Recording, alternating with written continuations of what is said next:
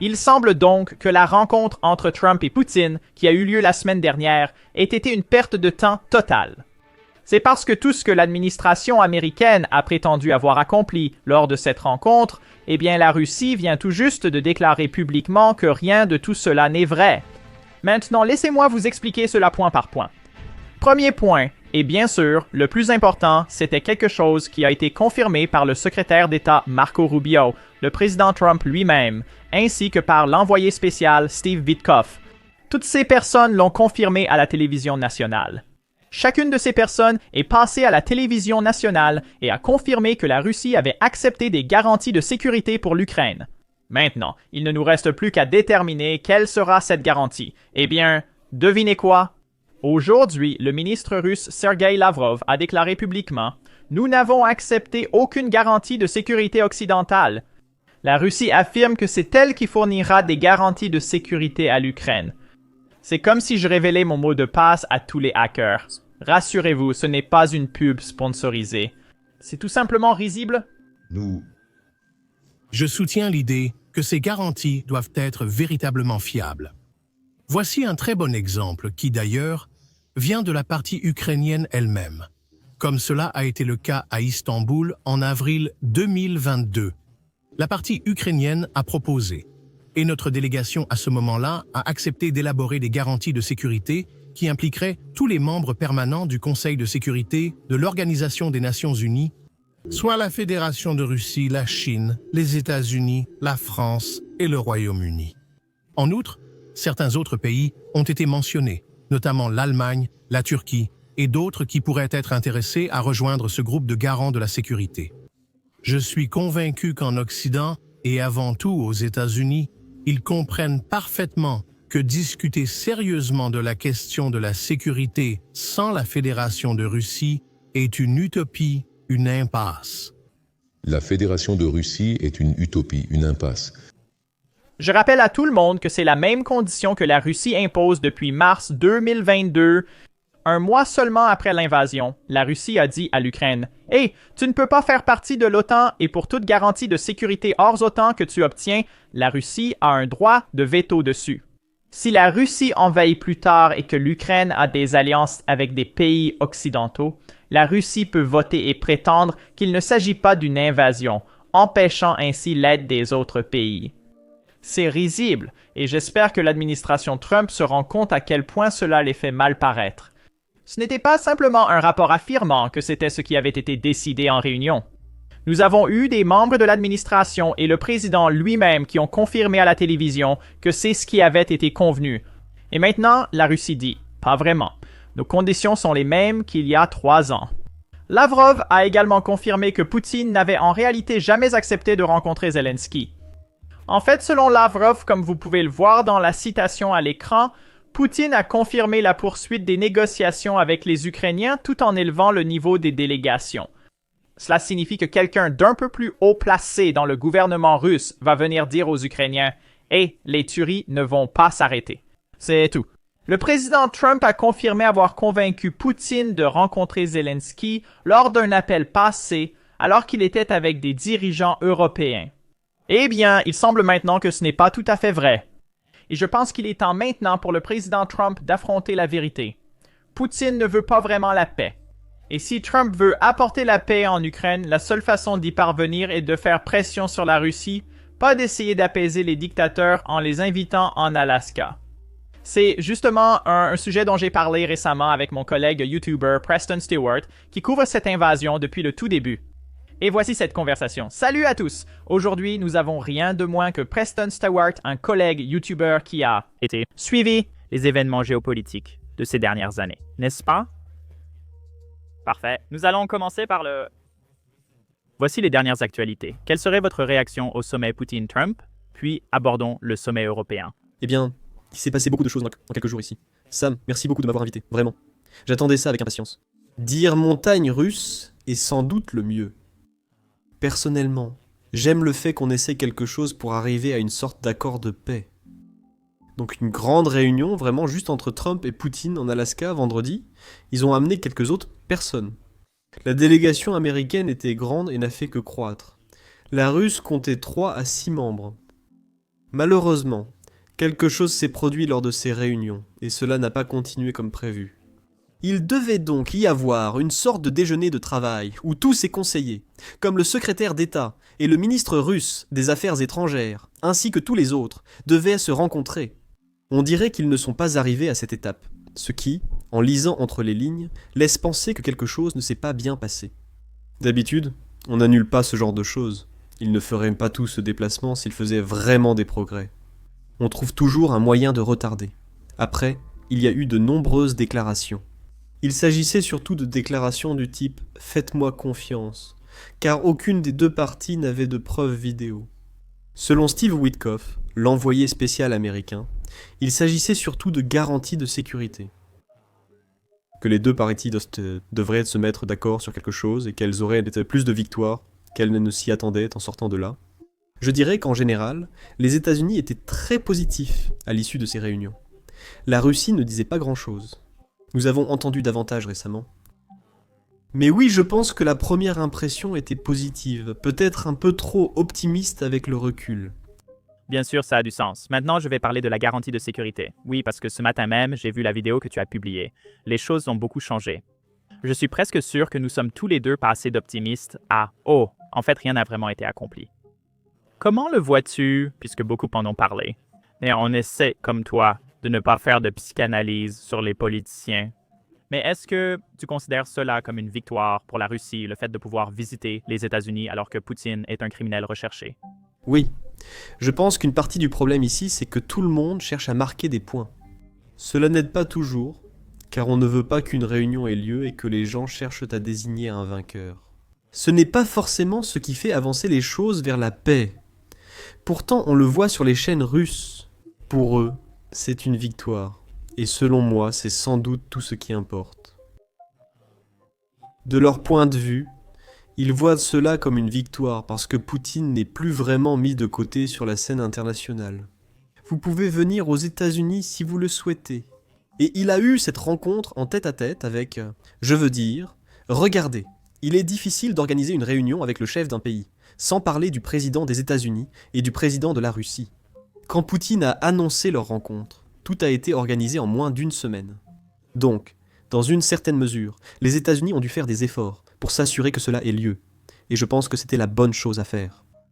En retour, je pense qu'en Russie, rien que cela est perçu comme une victoire pour Poutine. Aussi, c'est hors sujet, mais près de l'avion de Poutine, peu importe son nom, il y avait une tour avec 6 ou 7 snipers dessus. Je ne sais pas si tu as vu ça, donc je le mets ici, j'y crois. Ce n'est pas effrayant que ces snipers puissent viser le président des États-Unis si nécessaire? Je doute qu'ils n'aient pas agi. C'était sûrement des snipers russes. Ça aurait été quelque chose. Et cela entre dans les détails de la planification de ce genre de choses, parce qu'il doit y avoir beaucoup de confiance. Toute cette sécurité, avec une escorte par des avions de chasse américains dans l'espace aérien, implique une grande confiance. Je veux dire, je ne pense pas que quelqu'un s'attendait à ce que les États-Unis abattent l'avion de Poutine, mais techniquement, il se met un peu à notre merci, vous voyez, on pourrait faire quelque chose de fou comme ça. Oui, il y avait des snipers partout, apparemment tous sous contrôle de la sécurité américaine. La plupart d'entre eux, ça a du sens, d'accord, c'est bon à savoir.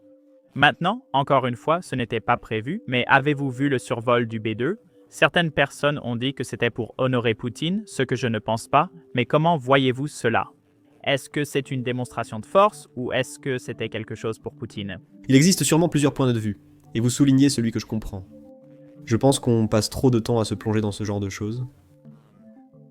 C'est fou, je ne sais pas si tu as vécu ça, mais mon équipe me disait toujours de faire ça pour attirer des vues. Voilà le problème. Tu as raison, c'est fou. Oui, et le tapis déroulé par les forces armées américaines, c'en était un autre. C'était un miroir, c'était un peu triste. Je pense que, enfin, je reviendrai à ta question, mais pour ce qui est des membres des forces armées américaines, encore une fois, je pense qu'il y a tellement de choses plus importantes qui ressortent de tout ça. Une aubaine pour la propagande russe. Ils ont commencé à publier ça sur toute leur chaîne en disant « Regardez les soldats américains dérouler le tapis pour Poutine ». Que cela ait dû arriver ou non, ou que cela aurait pu être fait différemment, c'était une victoire inutile pour la Russie à cet égard. Nous n'avions rien à lui offrir. Nous manquons de vigilance dans l'espace informationnel, sans admettre qu'il leur aurait été facile de s'en emparer. Je n'accorderai pas trop d'importance au B2. C'est C'est, vous savez, Trump aime ce genre de choses. La démonstration de force, la démonstration de puissance. Le B2, si ça s'était passé il y a 6 mois, ça aurait peut-être été des F-35 ou autres. Mais je pense qu'il voulait montrer les B2 après la frappe contre l'Iran. Je pense qu'il voulait montrer. Souvenez-vous, nous avons fait cela à l'Iran, alors qu'il y avait des systèmes de défense aérienne russes sur place, et ils ne l'ont même pas vu. Je pense qu'il y avait un peu de ça, mais cela n'a probablement pas eu beaucoup d'importance. C'est sûr. Je suppose que maintenant, on évoque ce qui s'est passé il y a quelques jours, quand les dirigeants européens sont venus aux États-Unis et que Zelensky était là. Cette visite de Zelensky s'est très bien déroulée, pas seulement par rapport à la dernière fois. Quel est votre avis global? Oui. C'est celle-ci. On finit malheureusement enfermé dans des débats partisans, car chacun veut que tout soit blanc ou noir. Mon avis personnel, c'est que tout cela est globalement positif. Mais si rien n'en ressort, alors ce n'est pas bon. Donc je pense que les réunions de lundi étaient excellentes. C'était génial de voir cette coalition se former. Les dirigeants européens voyagent de nouveau. Savez-vous combien il est difficile de faire venir un chef d'État quelque part? Leurs agendas sont pleins, mec. Ils n'ont même pas leur mercredi prochain de libre. Chaque minute de leur temps est planifiée pour l'avenir, voire tout leur mandat. Donc, que tous ces dirigeants mondiaux, laissent tout tomber et viennent à Washington avec quoi? 48 heures de préavis, peut-être moins. C'est incroyable. Et je pense que cela montre beaucoup de solidarité du côté ukrainien. Globalement, c'était positif. J'ai suivi toutes les conférences de presse publiques. Et Trump a été très positif tout au long. Il a fait des compliments à nos alliés européens. Il n'était pas... Vous savez, Trump, même quand il parle à des gens de son propre camp politique, il glisse de temps en temps des petites piques, ces petites remarques qui sont drôles. Il n'a même pas fait ça. Tout ce qu'il a dit aux Européens était positif et élogieux. Donc, cela semblait être une réunion très productive. Il n'y a pas eu beaucoup de questions-réponses avec la presse. Mais en sortant de là, j'étais aussi optimiste que je ne l'avais été depuis le début de la guerre, ce soir-là. C'est donc à ce moment qu'on aborde ce qui s'est passé ce matin. Parce que, juste pour le public qui n'a pas suivi, toute la réunion, le principe était que la Russie acceptait de donner une sorte de garantie de sécurité, ou que la Russie acceptait que l'Occident puisse donner une sorte de garantie de sécurité à l'Ukraine. Et la réunion avait pour but de déterminer ce que cela serait et si l'Ukraine est prête à renoncer au Donbass ou non. Aujourd'hui, la Russie a déclaré ne jamais avoir accepté cela, selon Sergei Lavrov, ministre russe des Affaires étrangères. Je ne sais pas si vous le considérez comme la deuxième personne, la plus importante en Russie après Poutine. Nous l'avons déjà appelé ainsi dans des vidéos. Et il a simplement dit « Oh, nous n'avons jamais accepté quoi que ce soit de ce genre », ce qui, je dirais, est plutôt embarrassant pour l'administration américaine, parce que même les articles de presse disaient que c'est ce qui avait été convenu lors de la réunion. À une soirée, nous avons eu Steve Witkoff qui l'a dit, Marco Rubio, le président Trump, et même les délégations européennes, qui étaient des dirigeants européens, ont dit la même chose, que c'était bien de cela dont ils discutaient. Il semble maintenant que la réunion n'a servi à rien. Je veux dire, il faut encore lire entre les lignes. Les États-Unis parlaient-ils tandis que la Russie se taisait? Et on a juste supposé qu'ils étaient d'accord. Est-ce que la Russie était d'accord tout le temps? Mais de mauvaise foi. Ce que Sergei Lavrov fait en ce moment, c'est vraiment faire traîner les choses. Vous savez, il ne dit pas non directement à tout. Il impose ses conditions supplémentaires, y compris la garantie de sécurité, et souhaite que la Russie participe. Et la Russie doit l'approuver, c'est insensé. Que vous pensiez qu'il y ait une bonne issue ici ou non, ou que vous soyez du côté russe, ukrainien ou américain, l'idée même de la garantie de sécurité est de protéger l'Ukraine contre la Russie. L'idée que la Russie puisse décider de ce qu'est une véritable garantie de sécurité, c'est complètement folle. Donc, ça va être un véritable obstacle pour faire avancer les choses. Donc, des obstacles, ouais, allez, franchement. Donc, je ne sais pas, je pense que beaucoup de gens vont se rabattre sur le fait que la Russie n'a pas agi de bonne foi pendant une grande partie de ce temps. Beaucoup de commentateurs russes aujourd'hui disent que ce n'est qu'une tactique pour gagner du temps. Parce que plus cela traîne, plus cela profite à la Russie sur le long terme. Je comprends. C'est ce qui arrive chaque jour alors que ça dure. Eh bien, je suppose que c'est la grande question alors. Vous suivez cette guerre presque tous les jours, n'est-ce pas? Je suis sûr que vous passez des heures chaque jour comme moi. Et pensez-vous que la Russie est en train de gagner? Parce que l'un des arguments que j'ai vus, c'est que vous ne demandez pas à un pays que vous envahissez d'abandonner plus de territoire à moins de penser que vous êtes en train de gagner. Donc, J'évite de parler de gagner ou perdre dans mes vidéos. Et pas parce que je pense que c'est un sujet sensible, mais parce que je pense que c'est une conversation un peu hors de propos, parce que ce n'est pas un match de football, où les deux camps ont un tableau de score, un temps imparti, et celui qui a le plus de buts à la fin est le gagnant. Ils jouent, pour des raisons différentes. Selon les jours, la Russie vise divers objectifs, n'est-ce pas? Qu'il s'agisse de l'absence de l'OTAN, du contrôle total de l'Ukraine ou de territoires à l'Est, l'Ukraine défend sa souveraineté. Aucun de ces objectifs ne correspond exactement. Ainsi, même si l'Ukraine reprend tout le Donbass, cela ne veut pas dire qu'elle a gagné la guerre.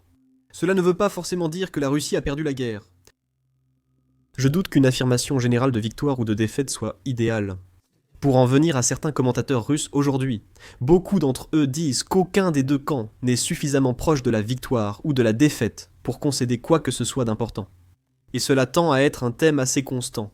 Sur le long terme, la Russie a l'avantage sur le champ de bataille. Je ne pense pas que cela soit contesté. Plus cela dure, plus il semble que la Russie continuera à gagner du territoire.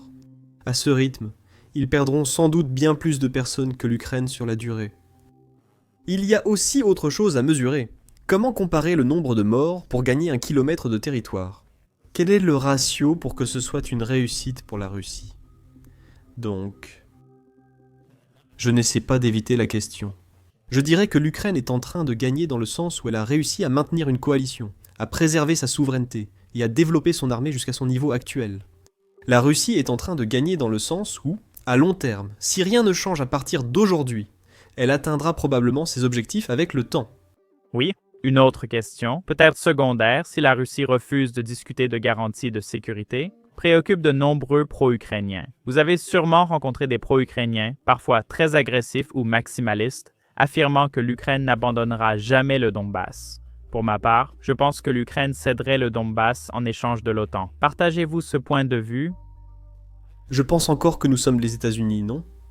Je suppose. Eh bien non, mais regardez. Il n'aurait pas dû y avoir de compétition au Vietnam. Il n'aurait pas dû y avoir de compétition en Afghanistan.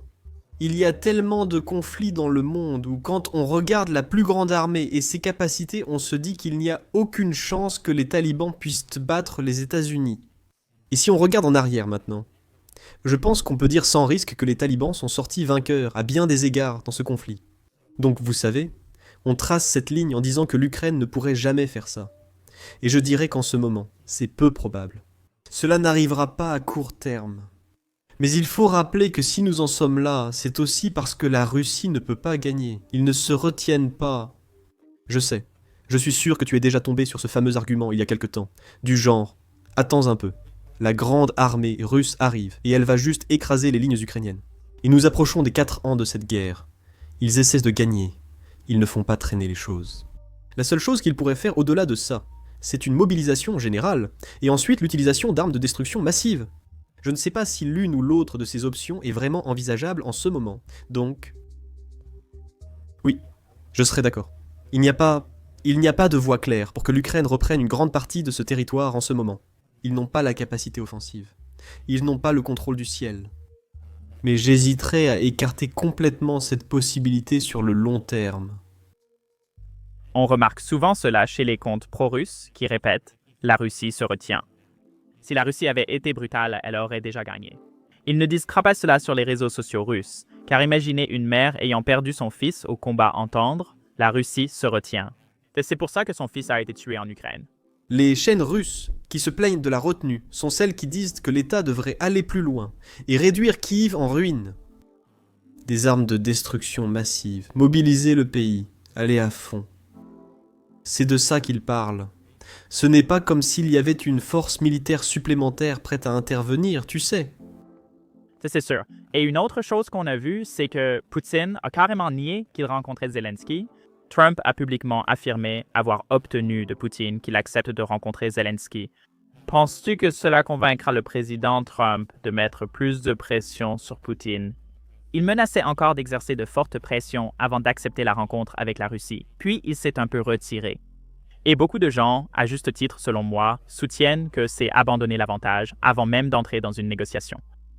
La relation Trump-Poutine est unique à bien des égards, ou...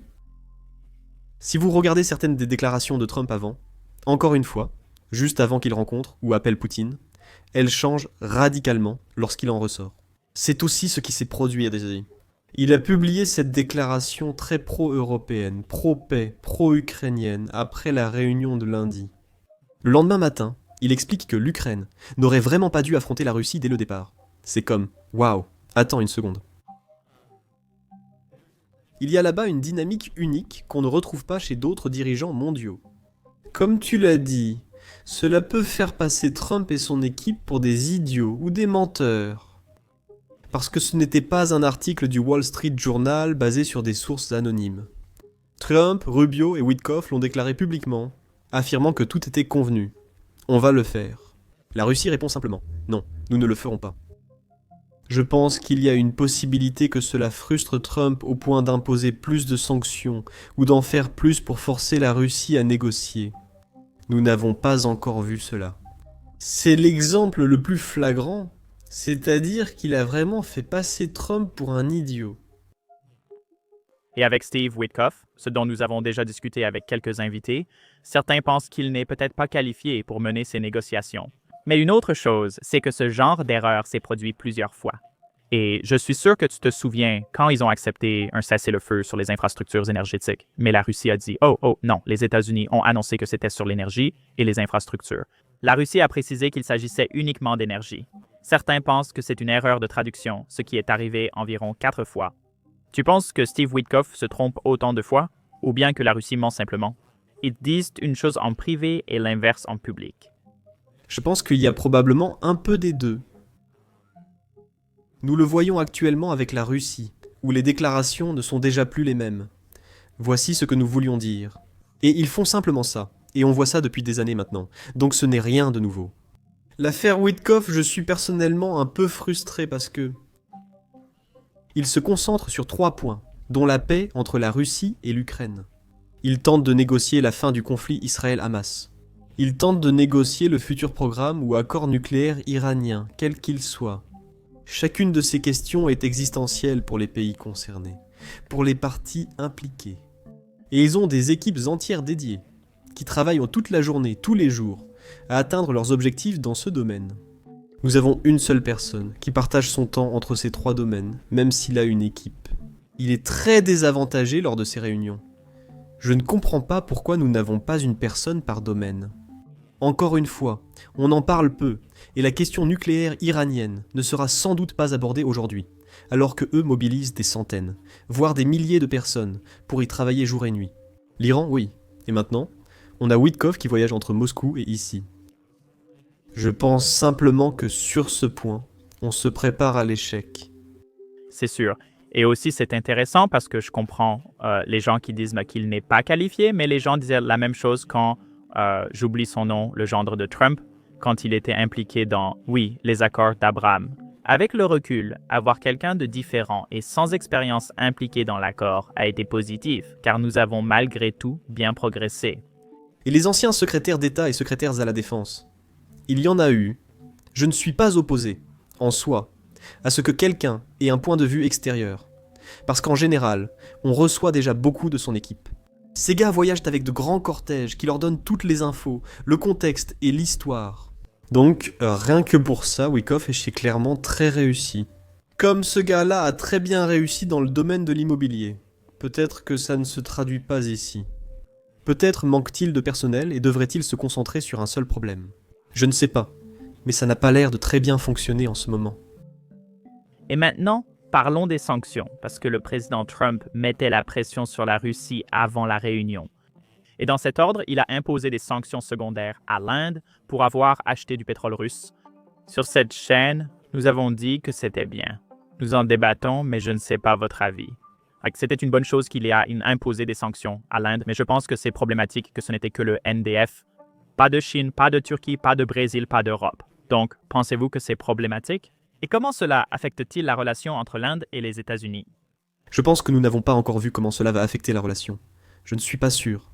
Je pense que beaucoup de pays regardent nos tarifs en ce moment, et ils ne les prennent pas forcément au sérieux, ou ils pensent qu'ils pourraient être très temporaires et supprimés lors de négociations, ce que je comprends parce que nous avons vu cela se produire dans quelques cas. À long terme, cela serait globalement négatif pour la relation entre les États-Unis et l'Inde. Difficile de voir autrement. Je ne sais pas quel impact cela aura sur la guerre. Si cela s'arrête, si cela amène vraiment l'Inde à arrêter d'acheter du pétrole russe, tant mieux.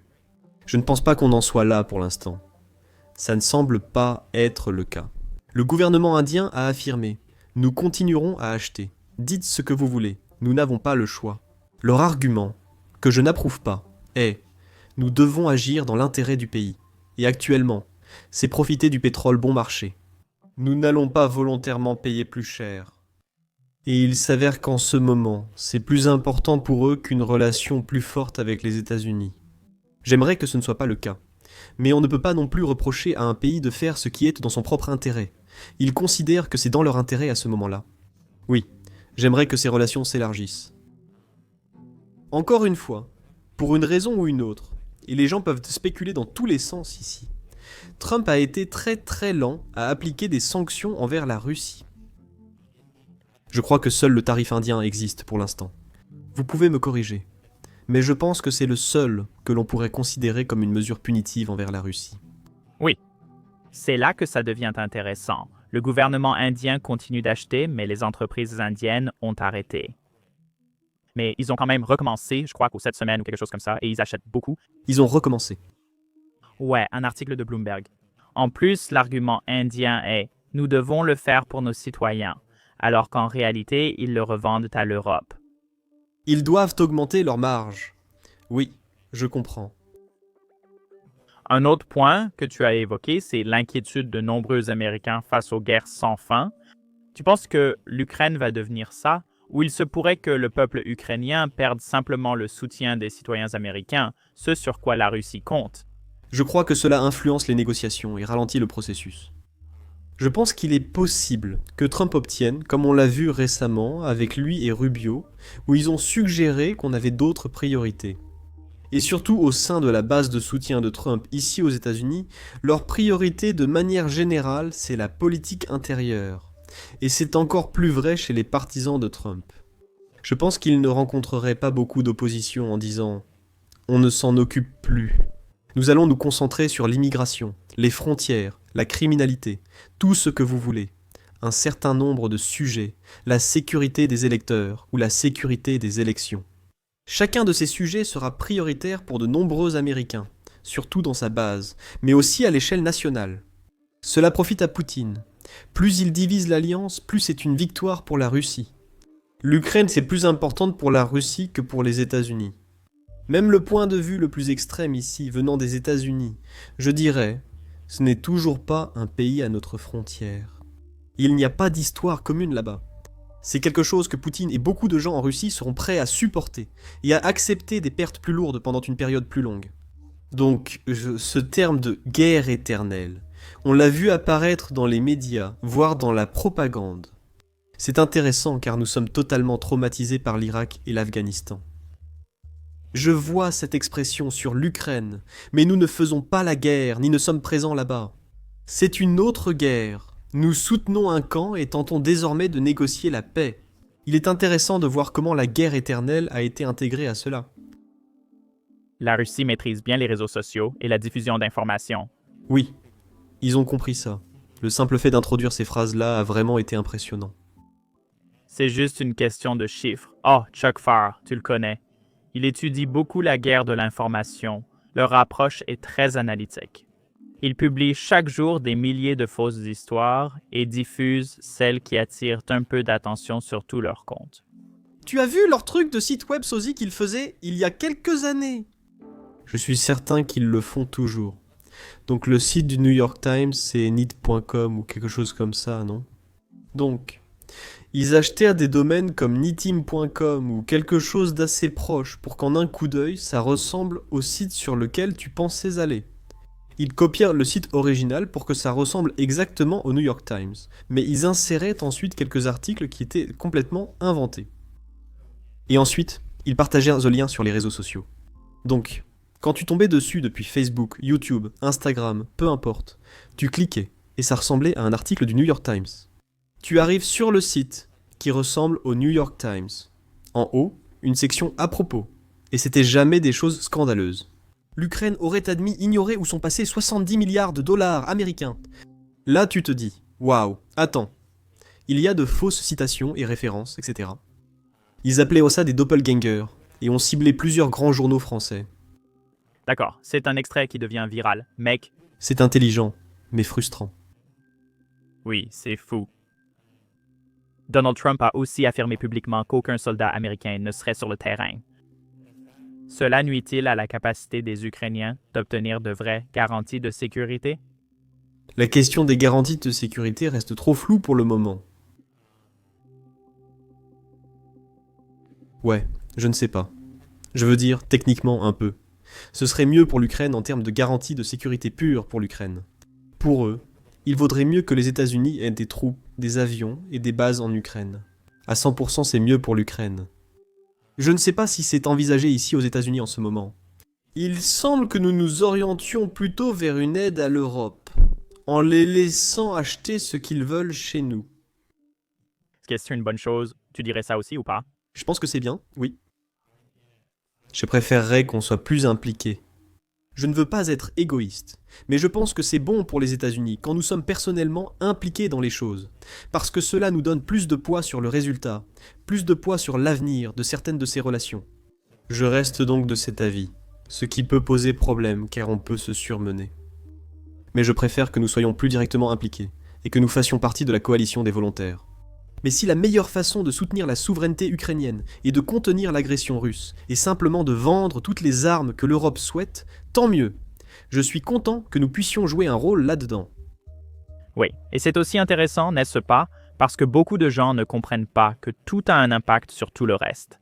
Nous avons reçu récemment le général Petraeus qui a rappelé que beaucoup de choses ont débuté à cause de la ligne rouge fixée pour la Syrie. J'étais trop jeune à l'époque, mais avec l'affaire des armes chimiques, le président Obama n'a pas respecté ses engagements, ce qui a été vu comme une faiblesse. Je ne sais pas si tu suivais. Oui, j'étais encore dans l'armée à ce moment-là en fait. Et nous étions. J'étais en train de quitter l'armée, de passer de l'active à la vie civile quand ces attaques ont eu lieu, si je me souviens bien. J'avais des amis très partagés. Certains voulaient partir en guerre en Syrie, d'autres s'ennuyaient ici. Et d'autres disaient « Oh mon Dieu, on est presque rentré à la maison et une nouvelle guerre va commencer. » Mais tu as raison, mec. Tout ça joue un rôle dans tout, d'une manière ou d'une autre.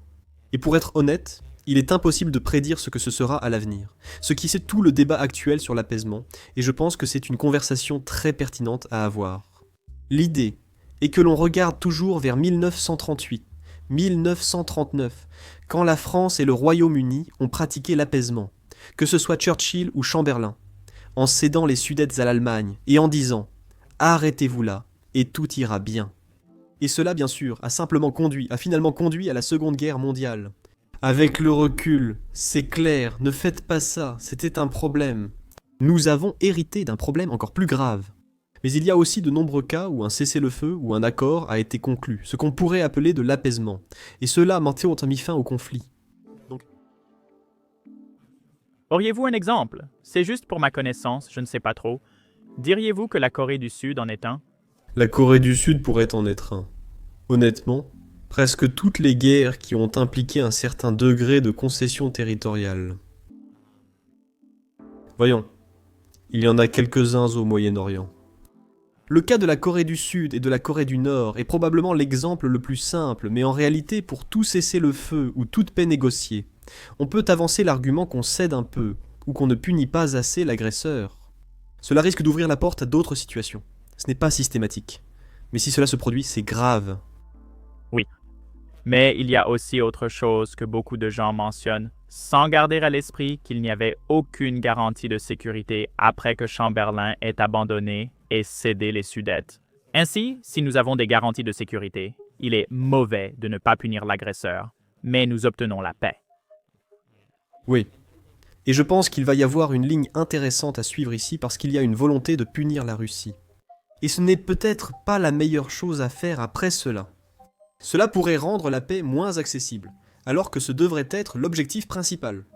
L'objectif principal ne devrait pas être de punir la Russie pour ses actes, mais de stopper les tueries, maintenant et à l'avenir, comme l'a montré la Seconde Guerre mondiale. Peu de sanctions ont été imposées à l'Allemagne et au Japon après la guerre. On les a plutôt aidés à se reconstruire. Peut-être que c'est la direction qu'on doit prendre. Oui, Non, je dirais que c'est certain. Je suis d'accord. Je ne le ferai pas. Mais certains seraient sûrement en colère. Surtout les vrais pro-ukrainiens qui ne freinent pas cela. La Russie ne valorise tout simplement pas la vie humaine. Donc, ils sont prêts à tuer beaucoup plus de Russes que l'Occident n'est prêt à tuer de citoyens occidentaux. c'est intéressant à considérer, car il est évident et compréhensible que beaucoup de gens détestent actuellement la Russie et les Russes. Mais il devait y avoir encore plus de gens qui détestèrent l'Allemagne en 1945. Il devait y avoir encore plus de gens qui détestèrent le Japon en 1945. Nous avons trouvé comment le faire fonctionner. Peut-être que les réseaux sociaux sont le problème. Si nous n'avions pas les réseaux sociaux, nous pourrions revenir à cela. Mais nous parlerons d'Israël et du Hamas, mais C'est déjà arrivé, donc c'est possible. Je suis d'accord. Il est difficile d'imaginer un scénario où ce serait la voie à suivre. Mais nous sommes capables de grandes choses, tu sais. c'est aussi la chose la plus dure. C'est pourquoi il faut prendre des décisions difficiles pour un avenir meilleur.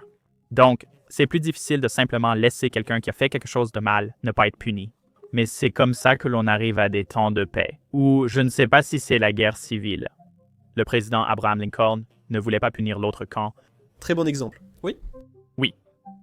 mais d'accord.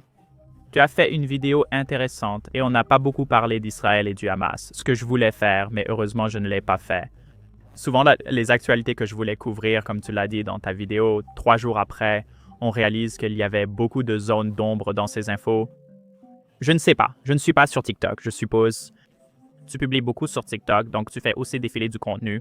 Un peu. Mon fil TikTok ne ressemble pas à mon contenu. Il porte sur la cuisine, le golf et la chasse. Et ouais, c'est un endroit bizarre.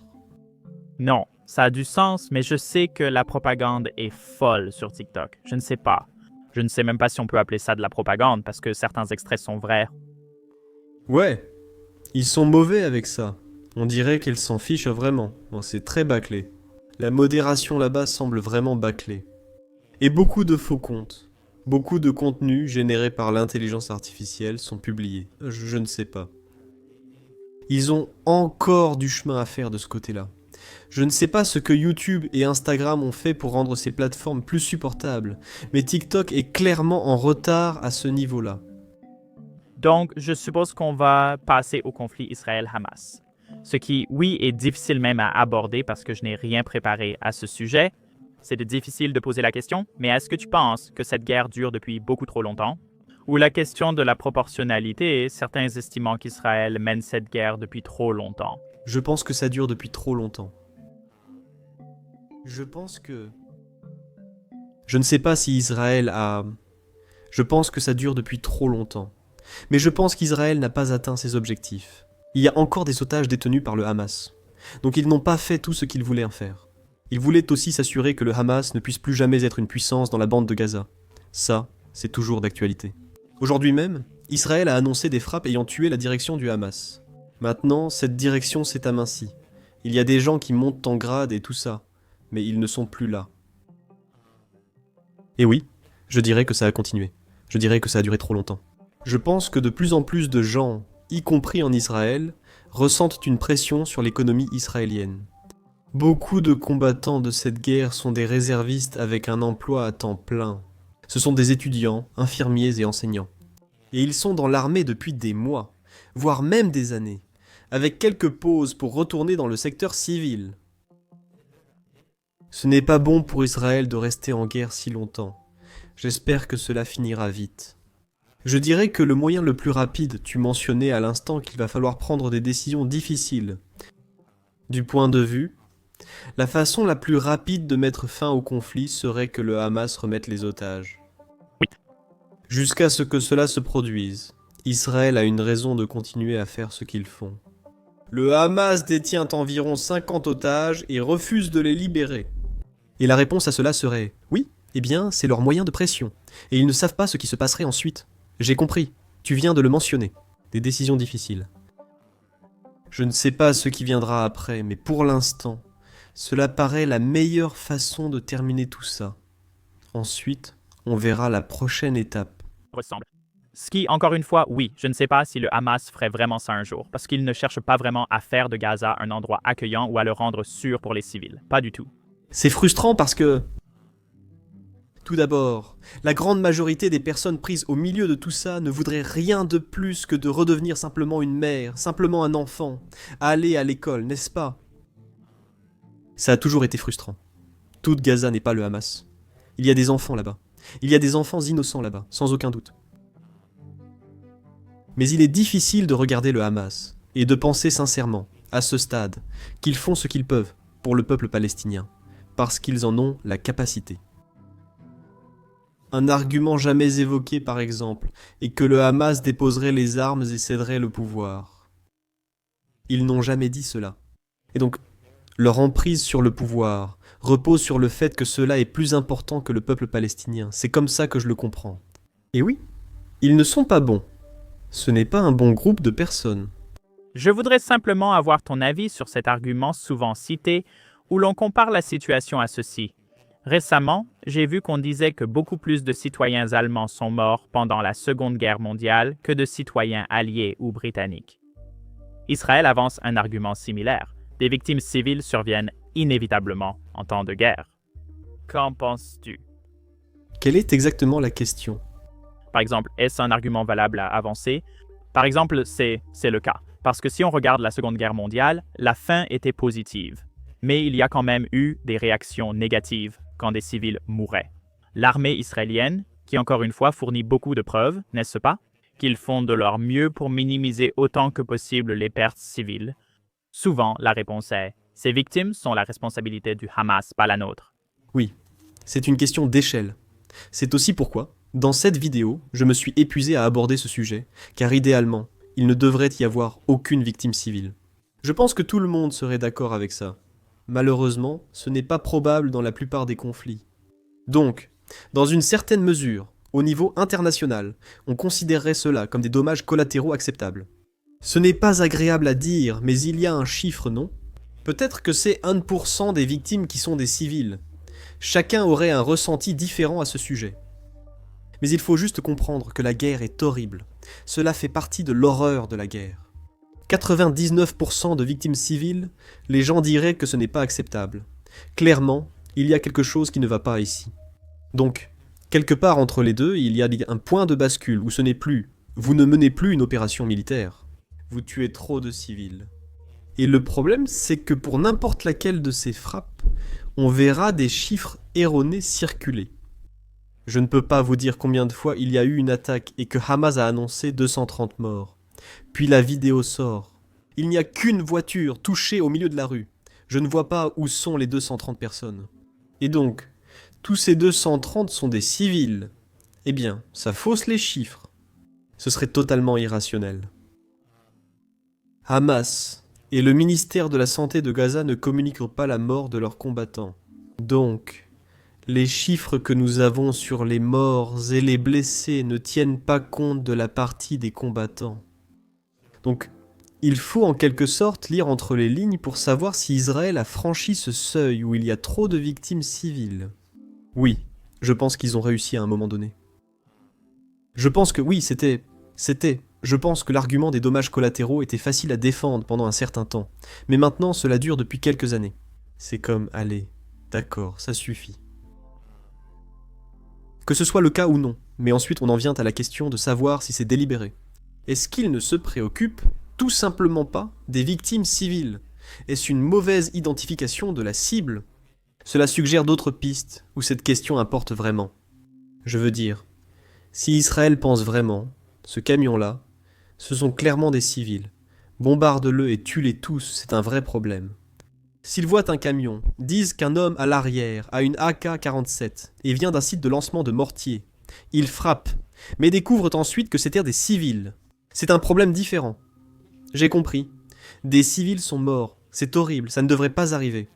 Mais nous arrivons à ces deux situations de manière très différente. Et ça a toujours été le cas. Et franchement, chaque attaque qui se produit en Israël est présentée de ces deux façons. Oui, de quel côté t'es? C'est ça, oui, les réseaux sociaux, j'imagine. Ça devient comme l'autre côté, je ne sais pas si tu as suivi, où les gens inventent maintenant des choses sur MrBeast, et ça fait genre 50 millions de vues. Ça fait des milliers de dollars juste avec un seul post sur Twitter. 50 millions sur Twitter, ce qui n'est pas comme YouTube, mais c'est une énorme incitation à simplement inventer des trucs. Oh, waouh. Ouais. Toute cette invention autour, c'était intéressant. Les informations inventées autour de Gaza ont largement dépassé celles sur l'Ukraine et la Russie. Et ce n'est même pas comparable, c'est fou. Au début de la guerre, on a vu des séquences de Schlarance de jeux vidéo, ainsi que d'anciennes vidéos qui circulaient. Ça s'est pratiquement arrêté complètement. Aujourd'hui encore, j'ai vu une vidéo présentée comme un enfant à Gaza, alors qu'elle montrait en réalité un enfant en Syrie en 2015. Et c'est l'une de ces vidéos qui a déjà été démentie. Oui, cet enfant souffre, c'est un problème. Mais c'était aussi il y a 10 ans, dans un autre pays. Le nombre de fois où ça arrive est hallucinant. Oui, ce qui est une autre question intéressante. J'ai été très fasciné par la rapidité avec laquelle Assad est tombé. Je ne sais pas si c'était le premier dictateur de mon vivant, mais il est arrivé soudainement et 9 jours plus tard, il était parti. C'était fou. Et toi, quelle a été ta réaction? J'arrivais à peine à suivre. C'est parce que les commentateurs pro-Assad, j'ai dû les croire pendant quelques jours, parce qu'au début, c'est juste une petite poussée. Ce n'est pas grave, et tu te dis que c'est sûrement assez actif. Ça n'avait pas de sens. La guerre civile était plutôt restée statique pendant des années. Et tout à coup, tu vas me dire qu'une offensive peut faire s'effondrer tout le pays. En avançant vers le sud, c'était comme si Assad, que je trouve horrible, était enfin parti, ce qui me réjouit. L'armée syrienne devait forcément riposter, ce qui aurait pu devenir très violent. Mais ça n'est jamais arrivé. Et soudain, il était parti. C'était fou. C'est insensé, mais logique, car beaucoup de gens, comme tu l'as sûrement vu en géopolitique, ont plus d'expérience et suivent la scène depuis longtemps. Donc ils ont vu, comme Ceausescu et tout ça, tomber sous leurs yeux, mais Assad, c'était le premier que j'ai vu. C'était cool pour ça, vraiment content pour le peuple syrien dans ce cas-là. Quelques jours seulement après sa chute, il y avait des files de voitures pour rentrer en Syrie, des gens qui rentraient chez eux. C'est vraiment génial, mec. J'ai vu des journalistes occidentaux se rendre en Syrie pour la toute première fois. J'ai vu des réfugiés syriens qui vivent maintenant aux États-Unis retourner chez eux et revoir des membres de leur famille pour la première fois depuis plus de 10 ans. C'est incroyable. Je sais que la Syrie n'est pas parfaite et a encore beaucoup à améliorer. Mais si les gens sur place sont heureux et qu'ils sentent que c'est un pas dans la bonne direction, qui suis-je pour dire le contraire? Eh bien, tu es au Tennessee. Que penses-tu du nouveau dirigeant, Joliwan? Jelani. Il se fait appeler Jolani, mais aussi Al-Shahara, un homme aux nombreux noms au fil du temps. Passé douteux. Point final, non? Al-Qaïda, mais je ne crois pas qu'il ait jamais été vraiment État islamique. On aurait dit qu'il opérait un peu avec Daesh, mais qu'il a ensuite pris son indépendance. Ce n'est pas une grande différence parce qu'il est allé au Front al-Nosra, c'est vraiment un groupe djihadiste radical, mais... c'est son parcours. Combattre des soldats américains. Il se pourrait, je n'ai pas encore vu cela confirmé. Il combattait en Irak en 2005 et 2006 au plus fort de l'insurrection et a probablement du sang américain sur les mains. Probablement, oui. Je n'ai pas vu de lien avec un événement précis, mais il n'était pas en train de faire du tourisme dans la province d'Anbar en 2005, n'est-ce pas? Donc un passé très sombre. J'aimerais qu'il y ait une meilleure option pour la Syrie, avec un peu moins de casseroles. Je ne sais pas ce que ça pourrait être à ce stade. Nous avons essayé de soutenir différentes factions dans cette guerre. Rien n'a fonctionné. C'est l'homme désormais à la tête du pays. Voyons voir. D'après ce que je peux voir, il semble qu'il se soit modéré. Il fournit des informations de ciblage contre des cellules d'Al-Qaïda et de l'État islamique depuis plusieurs années. Donc, quand vous entendez parler d'un raid américain dans l'ouest de la Syrie, très souvent ces renseignements viennent de l'ancienne équipe de Jolani, qui essayait simplement de les faire partir de là. Maintenant, une grande partie de cela était simplement une prise de pouvoir. Il voulait le contrôle du territoire. Mais depuis qu'il est revenu au pouvoir, il y avait tout de suite la crainte que, vous savez, la charia allait être instaurée et que ce serait un califat. Mais il n'a pas pris cette direction. Encore une fois, c'est comme un pays en devenir à ce stade. Ils apprennent tout et essaient de trouver leur marque. Mais il y a eu quelques violences. Ce n'est pas le cas. Il y a eu des violences. Il y a eu des violences qui semblent avoir été perpétrées au niveau de l'État. Ah bon, vous parlez de cet événement lors des frappes d'Israël. À propos? Oui, d'accord. Contre les Druzes, dans le sud de la Syrie. Mais quand je parle au niveau de l'État, il ne semble pas que Jolani ait dirigé l'extermination de qui que ce soit. Le gouvernement semble avoir perdu le contrôle de certaines factions sur place. Des soldats ont quitté l'armée, retiré leur uniforme et agi pour d'autres intérêts. Donc c'est compliqué, mais... Encore une fois, il semble que ce soit la meilleure option pour l'instant. Ouais, ce n'est pas parfait, mais... Donc voilà, c'est la situation. Je ne sais pas si tu as suivi. C'est là que je me suis dit que ce qu'Israël fait ne semble pas juste parce que le pays était en train de se remettre et les personnes qui attaquaient les Juifs n'étaient pas sanctionnées par le gouvernement. Le gouvernement essayait de les combattre. Et puis les Israéliens ont commencé à frapper la capitale, le ministère de la Défense. Ça donnait l'impression qu'ils voulaient juste déclencher plus de guerre. Ça... Je ne peux pas expliquer ça. Si d'autres informations étaient ressorties puis après, on aurait pu dire... Ils ont arrêté cette avancée militaire syrienne pour éviter le nettoyage ethnique des Druzes. Mais rien n'indique que c'était ce qui se passait. Cela ressemblait à une escarmouche très localisée avec certains clans. Je ne comprends pas pourquoi le ministère de la Défense à Damas a été visé. Cela montre qu'Israël se sent invincible actuellement. Ouais, et ça aussi, je ne sais même pas si c'est une théorie du complot ou pas. Dernière question pour toi, au fait. Certaines personnes ont dit qu'il y a une sorte de procès ou d'enquête pour corruption contre Netanyahou.